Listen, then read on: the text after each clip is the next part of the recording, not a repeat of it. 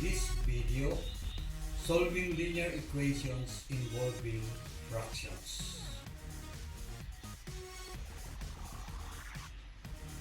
So in solving linear equations involving fractions, we need to know how to identify the LCD of the given fractions. So we need to find first the LCD. So let us review how to find the LCD.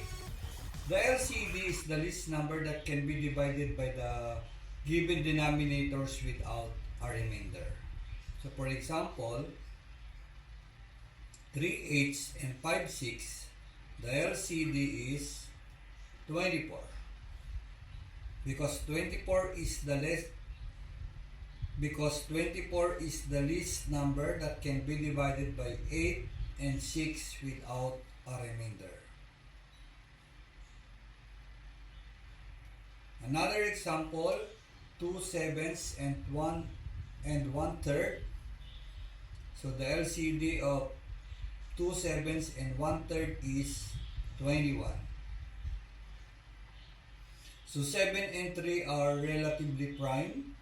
So just multiply the numbers so that you can get the LCD. Next, 3/4 and 7/12. The LCD of 3/4 and 7/12 is 12. And this is the last, 1/6, 5/12 and 7/9. So the LCD, if the denominators are 6, 12 and 9, is 36. So you may use the LCM as your LCD. So the LCM of 6, 12 and 9 is 36. So that is how to find the LCD. Because we will use the LCD to eliminate the denominator. We will apply the multiplication property of equality. So example number 1.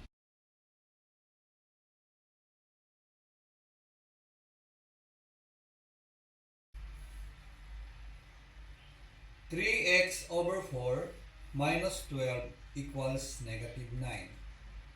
So we will identify first the LCD, and the LCD here is, since the denominator of 3x is 4 and the denominator of -12 is 1, as well as -9, 1 then, invisible 1. So the LCD is 4.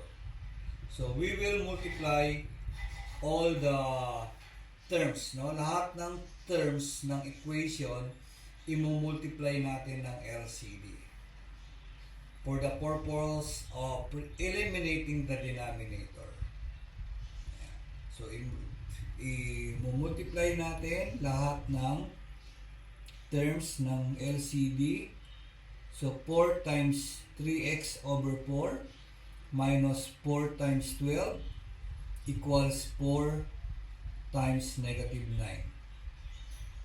So we will use cancellation para medyo madaling mag-simplify, no? Ayan. Ang ginamit nga pala natin dyan is multiplication property of equality. Ayan. So i-simplify na natin yung 4 magiging 1. Ayan. Yung 4 magiging 1 din. Kasi 4 divided by 4 is 1. And 1 divided by 1 is 1. So 1 times 3x is 3x, no? So i-divide pa po natin ng 1. No? Any number divided by 1 will give you the same number. So 3x divided by 1 is still 3x. Minus 4 times 12 is 48. Equals 4 times -9 is -36. Ayan. So, do now the transposition. Inuulit ko, yung transposition ay pinaigsing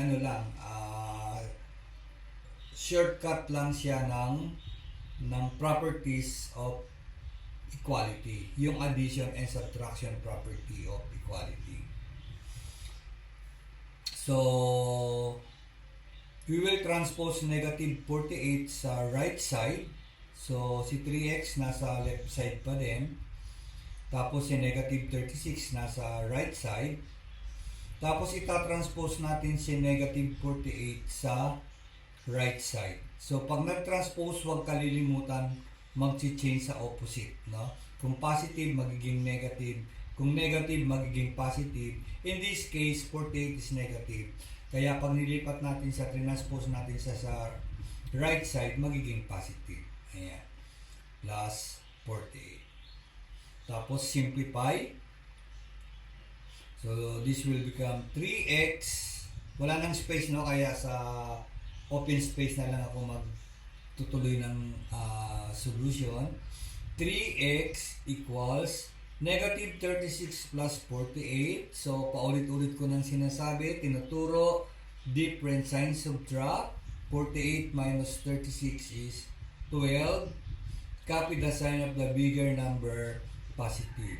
So, that is positive 12. No need to write yung positive sign kasi understood na yan. And then, apply the division property of equality divided by 3. Kung ano yung coefficient ng x, yun ang ipang-divide natin. So, divided by 3. So, 3 divided by 3 is 1. Magiging 1x na lang. Or pwede natin i-cancel si 3. Ayan. So, magiging 1 din yan. Hindi ko na ilalagay. Magiging 1x. Ayan. So, x is equal to 12 divided by 3 is 4. So, if you want to check, just substitute the value of x sa original equation. Katulad yan, i-substitute mo yung 4 sa x. So, magiging 3 times 4 over 4. So, magiging ano yun? 3. 3 minus 12 is negative 9. So, balance naman pag chinek natin. Kasi optional lang yung checking.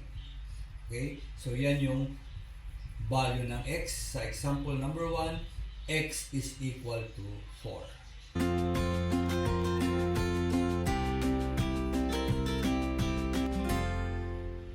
Example number 2.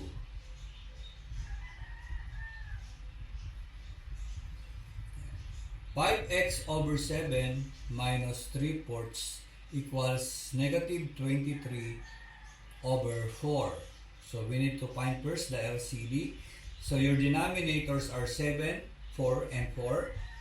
28 is the least number that can be divided by 4 and 7 without any remainder. So, we will multiply all the terms, no? Ayan yung equation mo. We will multiply all the terms ng LCD. No? Apply the multiplication property of equality. Ayan, kaya meron siyang parenthesis kasi magmumultiply tayo. No? Kapag merong parenthesis yan, ibig sabihin, multiplication. So, imumultiply natin ang LCD sa lahat ng terms. Ayan, ganyan. Always practice fairness, no? Walang kinikilingan, walang pinoproteksyonan. Kung anong gawin sa isang term, gawin sa lahat. Yan ang sinasabi ng multiplication property of equality. So, magka-cancellation tayo para hindi na tayo mag-multiply ng medyo malaking number. Multiply na lang na, i-cancel natin si 28 tsaka si 7. Si 28 magiging 4. Si 7 ay magiging 1. Kapareho lang yan ng 28 divided by 7. The quotient is 4. Then, yung 28 at saka 4. Ayan. Si 28 ay magiging 7 at si 4 ay magiging 1. Ayan. Si 28 again at saka si 4. Ayan. 28 magiging 7, si 4 magiging 1. Ayan. So, tapos na tayong mag-cancel. Simplify natin. 4 times 5x. No?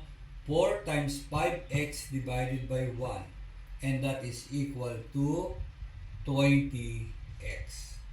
Same lang yan ng 28 times 5 divided by 7. Same lang yung lalabas. Okay?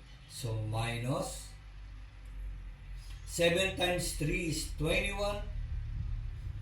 And this is equal to 7 times negative 23. The product is negative 161. Ayan. Tapos, transposition na tayo. Ang itatranspose ay si negative 21 sa right. So, 20x equals negative 161. Itatranspose natin si negative 21, magiging plus 21. Ayan. Tapos, simplify. Si 20x, walang kasimplify, copy lang. Equals, different sign, subtract. 161 minus 21 is 140. And copy the sign of the bigger number, negative 140. Apply the division property of equality. Divide both sides of the equation by 20. Yung iba ginagawa nila, pag nag-divide sila, 20x pa din. Hindi 20x ang i-divide, 20 lang. Kasi hindi pwedeng mawala si x. Laging nandiyan dapat si x. Kasi yun ang hinahanapan natin ng value eh. No? Ayan. So, divide din sa right ng 20. So, pwede tayong mag-cancel para madali ang ating pag-divide. Si x na lang ang naiwan sa left. X is equal to negative 140 divided by 20 is negative 7. Ayan. So, this is the value of x. X is equal to negative 7.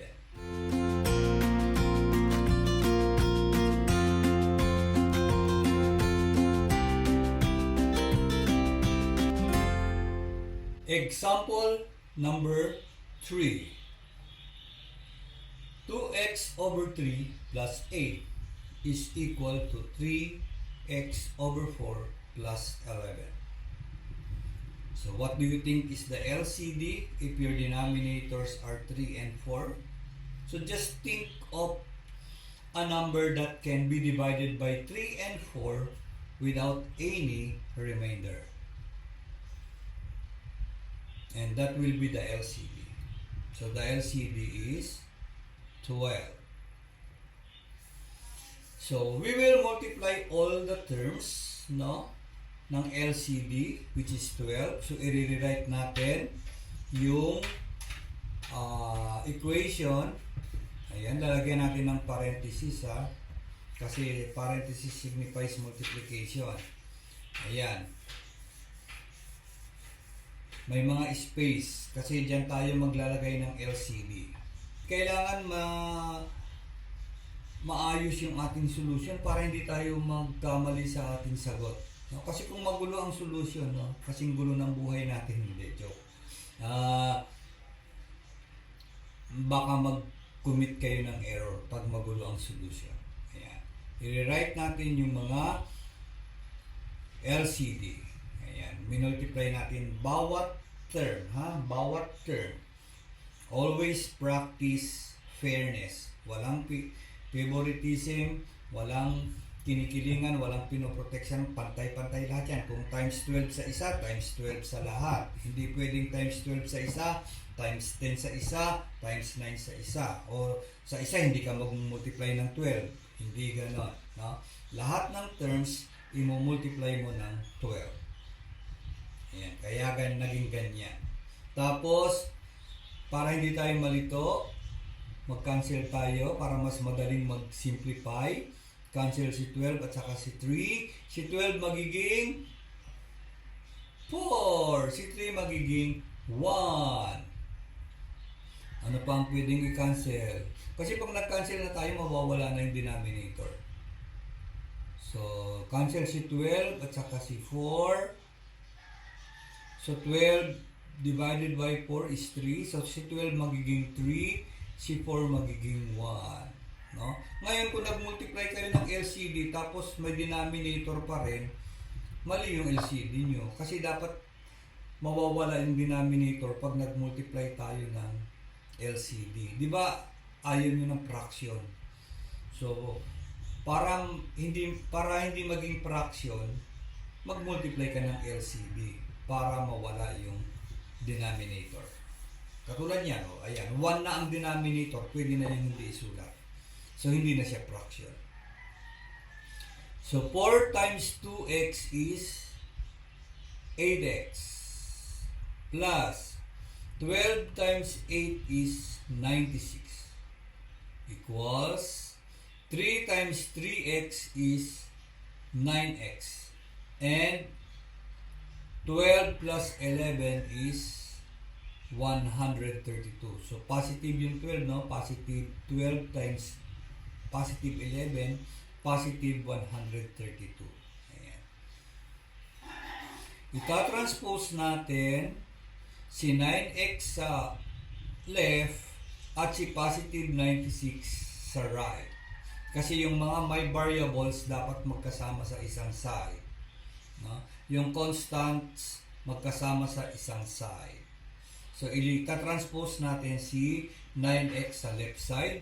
So, magiging 8x minus 9x. Ayan. Tapos, this is equal to si positive 96, ita-transpose natin sa right side, pero si 132 muna i-rewrite natin. Ayan. Lumipat ng pwesto yung 132, pero hindi siya lumagpas sa equal sign. Baka i-change nyo sa negative. Hindi. Kasi mag-change lang ng opposite kung lalagpas sa equal sign. Yung 132, hindi naman siya lumagpas sa equal sign eh. Nandoon pa rin siya sa right side. So, hindi siya nagbago ng sign. Si positive 96, siya yung magbabago ng sign kasi lumagpas siya sa equal sign. So, minus 96. And then, simplify. 8x minus 9x is negative x.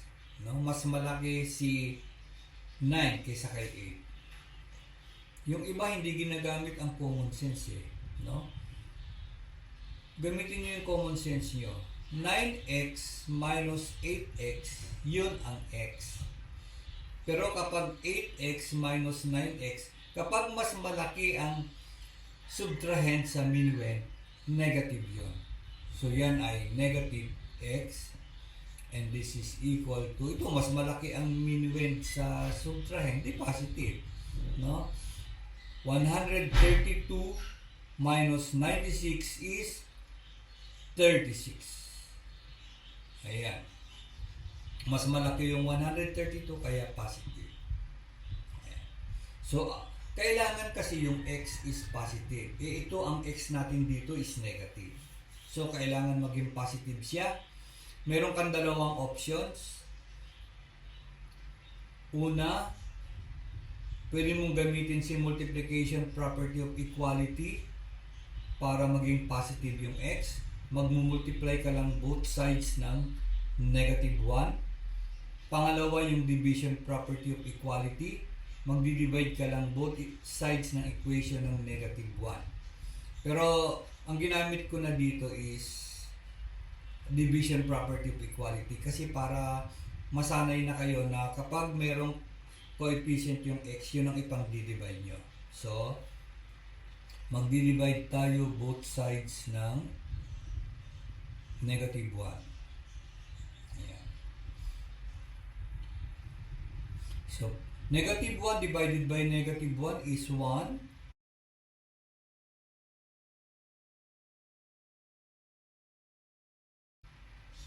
bawal isulat yung 1x, so x na lang, di ba? So pwede nating i-cancel yung negative 1, negative invisible 1 over negative 1.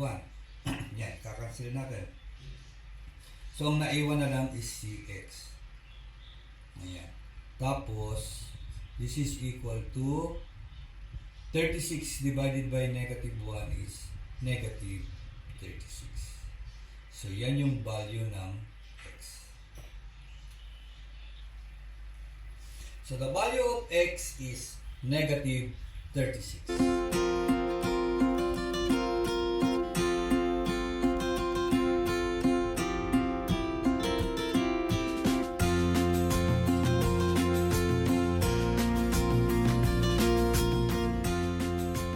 So yun yung ating first 3 examples. Ngayon meron akong i-prepare na practice exercises. Kayo muna ang sasagot. Tapos i-pause nyo yung video. Tapos pag may sagot na kayo, i-play nyo yung video para ma-reveal yung solution. At malalaman nyo kung tama or mali yung ginawa nyo. And kapag tama, very good. Pero kung mali, you should learn from your mistake. No, dapat alam mo ba't ka nagkamali para sa susunod, alam mo na kung ano, paano itama yung mali. A wise man learns from his own mistake. Yan, may kasabihan na ganyan, no? Ayan. A wise man learns from his own mistakes. But a wiser man learns from the mistakes of others. Ayan. So, try this one. Practice exercises number 1.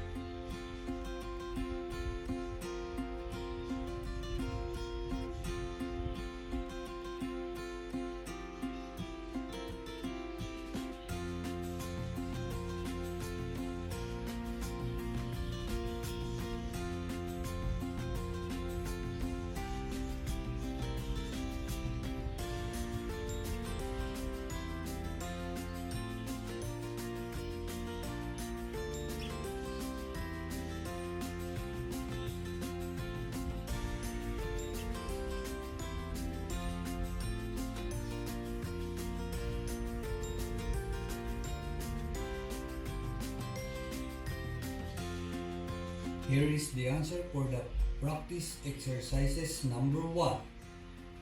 The LCD is 9. Multiply all the terms by the LCD.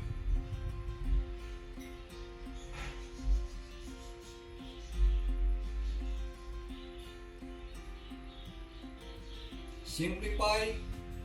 You may use cancellation.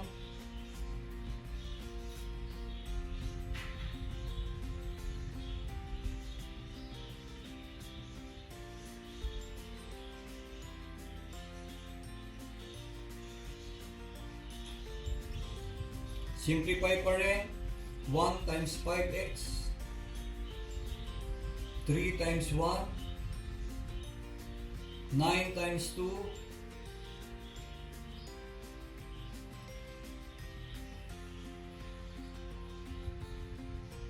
Transposition.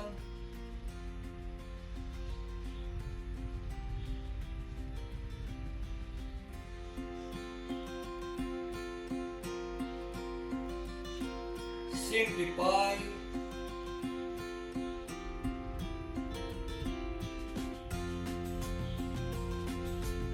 Divide both sides by 5.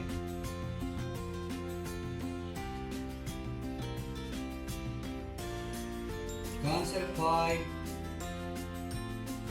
Natira sa left side si x. Divide 15 by 5. 3. So the value of x is 3.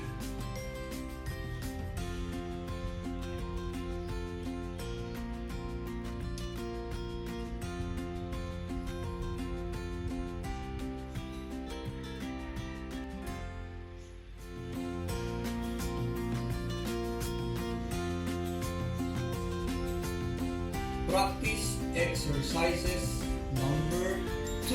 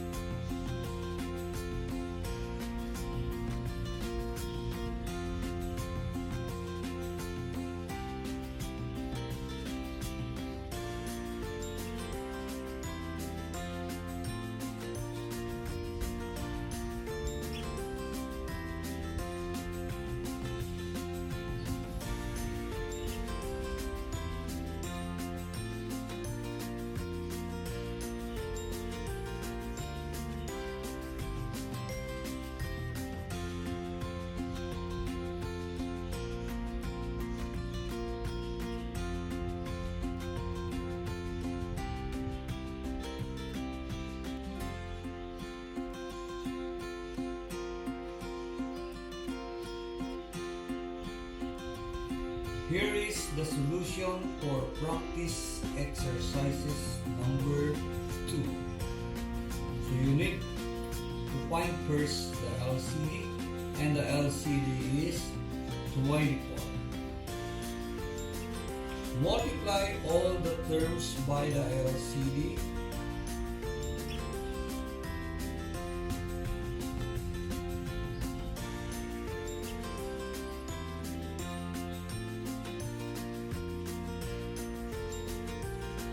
Simplify by using the cancellation.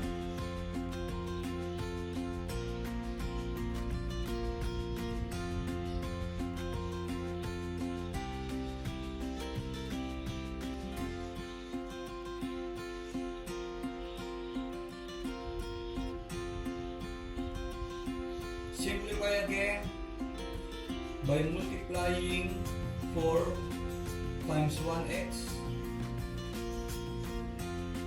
Meron pa palang ika-cancel. Yun, nakaligtaan ko. So 4 times 1x is 4x.